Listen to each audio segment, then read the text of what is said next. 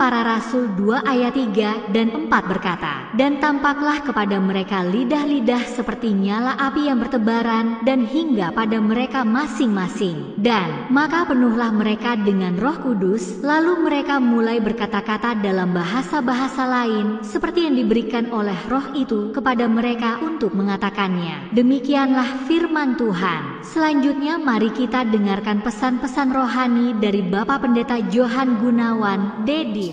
Saudara-saudara yang terkasih di dalam Kristus, pernahkah Anda merasa takut untuk berbicara tentang iman Anda?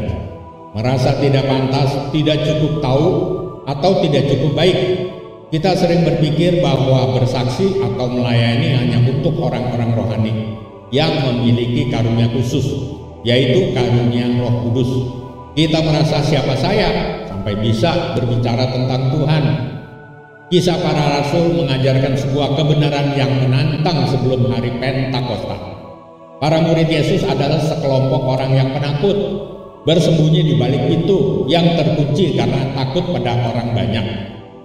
Mereka bukanlah orator hebat, mereka hanyalah nelayan, pemungut cukai, dan orang biasa-biasa saja. Tapi lihat apa yang terjadi di hari Pentakosta dan lidah-lidah api turun. Para murid dipenuhi Roh Kudus dan tiba-tiba mereka berbicara dengan keberanian yang luar biasa tanpa rasa takut dan ribuan orang bertobat. Ini adalah bukti yang tak terbantahkan. Kuasa untuk bersaksi bukanlah dari diri kita, melainkan dari Roh Kudus.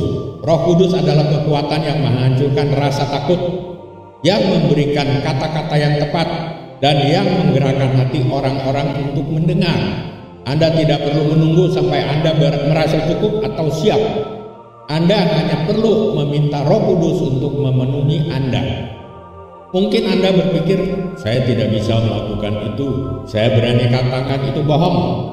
Roh Kudus yang sama memenuhi para murid yang memberi mereka keberanian yang luar biasa. Juga tersedia untuk Anda hari ini.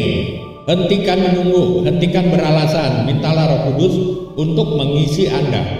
Dan saksikan bagaimana Dia mengubah rasa takut Anda menjadi keberanian yang tak terhentikan. Anda adalah alatnya dan Dia akan memberdayakan Anda untuk menjadi saksinya dimanapun Anda berada.